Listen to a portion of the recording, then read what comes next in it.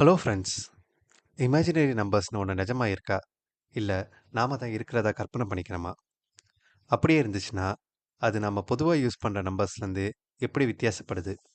அதை எப்படி புரிஞ்சுக்கலாம்? இதெல்லாம் தான் இந்த வீடியோவில் பார்க்க போகிறோம். ஸ்கொயர் ரூட் ஆஃப் மைனஸ் ஒன்று தான் இமேஜினரி நம்பர்னு சொல்லுவாங்க. பேரில் மட்டும்தான் இமேஜினரி இருக்குது. பட் 100% இப்படி ஒன்று நிஜமாக இருக்குது. இந்த கான்செப்டை புரிஞ்சுக்க நாம நம்பர் லைன்லேருந்து ஆரம்பிக்கலாம். இதுதான் நம்பர் லைன். சென்டரில் 0 இருக்கும். ரைட் சைடில் பாசிட்டிவ் நம்பர்ஸ் போயிட்டே இருக்கும். லெஃப்ட் சைடில் நெகட்டிவ் நம்பர்ஸ் போயிட்டே இருக்கும். இப்போ நாம் ஒன்று தெளிவாக புரிஞ்சுக்கணும். நம்பருங்கிற ஐடியாவை நமக்கு ஃபிசிக்கலாக ஒரு பொருளை காமிச்சு தான் சொல்லி தந்திருக்காங்க.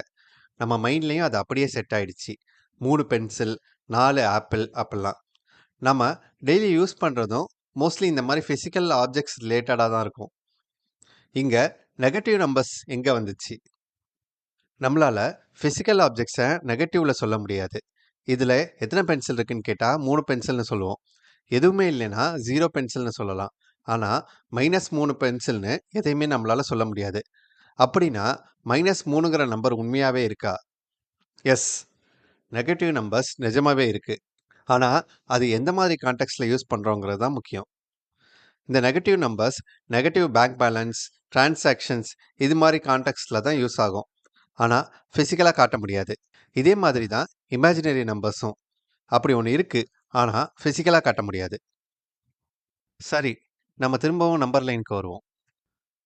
இந்த நம்பர் லைனும் ஜஸ்ட் ஒரு ரெப்ரசன்டேஷன் தான். இப்படி ரெப்ரசன்ட் பண்ணுறதுனால நம்பர் சிஸ்டம்ங்கிற ஐடியாவை நம்ம விஷுவலாக காட்ட முடியும். இந்த நம்பர் லைனில் நம்ம நார்மலாக யூஸ் பண்ணுற எல்லா நம்பர்ஸும் இருக்கும். இந்த லைனில் இருக்கிற எந்த நம்பரை எடுத்துக்கிட்டாலும் அதோட ஸ்கொயர் பாசிட்டிவாக தான் இருக்கும். 4ஓட ஸ்கொயர் 16, -5ஓட ஸ்கொயர் 25. ஸோ பாசிட்டிவ் நம்பரோட ஸ்கொயரும் ஒரு பாசிட்டிவ் நம்பராக தான் இருக்கும். நெகட்டிவ் நம்பரோட ஸ்கொயரும் ஒரு பாசிட்டிவ் நம்பராக தான் இருக்கும்.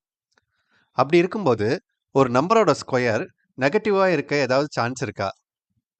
அப்படி ஒரு நம்பரோட ஸ்கொயர் நெகட்டிவாக இருந்துச்சுன்னா அது என்ன நம்பராக இருக்கும்?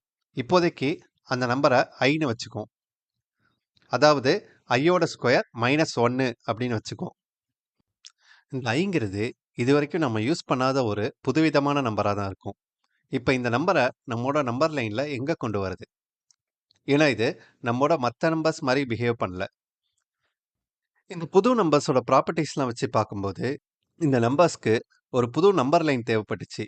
இந்த புது நம்பர் லைனுக்கும் நம்ம ஏற்கனவே யூஸ் பண்ணிட்டு இருக்க நம்பர் லைனுக்கும் ஏதாவது தொடர்பு இருக்குமா?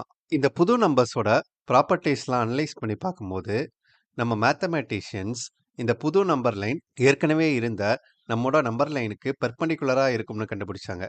இப்படி பெர்பெண்டிகுலராக இருக்கும்போது ஏற்கனவே உள்ள நம்பர்ஸோட லாஜிக்கும் மாறல. அதே நேரம் அந்த நம்பர்ஸ்க்கும் இந்த புது நம்பர்ஸ்க்கும் உள்ள ரிலேஷன்ஷிப்பும் கரெக்டாக எக்ஸ்பிளைன் பண்ண முடிஞ்சிச்சு. இந்த புதுவிதமான நம்பர்ஸ்க்கு இமேஜினரி நம்பர்ஸ்னும் இந்த புது நம்பர் லைனுக்கு இமேஜினரி ஆக்சிஸ்னும் பேர் வச்சாங்க. இந்த இமேஜினரி ஆக்சிஸ் மேலே ஐ, 2i, 3iன்னு போயிட்டே இருக்கும். கீழே -i, -2i, -3i அப்படின்னு போயிட்டே இருக்கும். இவ்வளவு நாள் 1 டைமென்ஷனில் இருந்த நம்ம நம்பர் சிஸ்டம் இப்போ இமேஜினரி நம்பர்ஸோட வருகையால் 2 டைமென்ஷனில் மாறிடுச்சு. இப்போ நம்ம நம்பர் சிஸ்டம் ஒரு நம்பர் லைனில் மட்டும் அடங்கினதில்லை. இப்போ அது ஒரு நம்பர் பிளேன். இந்த 2 டைமென்ஷனல் பிளேனுக்கு பேர் தான் காம்ப்ளெக்ஸ் பிளேன். இந்த பிளேனில் இருக்க நம்பர்ஸ்க்கு பேர் தான் காம்ப்ளெக்ஸ் நம்பர்ஸ்.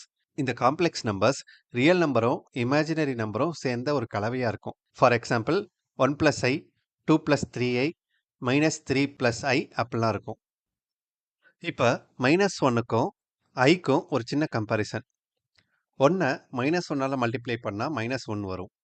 -1 திரும்பவும் -1ஆல் மல்டிப்ளை பண்ணால் +1 வரும். -1ஆல் திரும்ப திரும்ப மல்டிப்ளை பண்ணால் இப்படி +1 -1 ரிப்பீட் ஆகிட்டே இருக்கும்.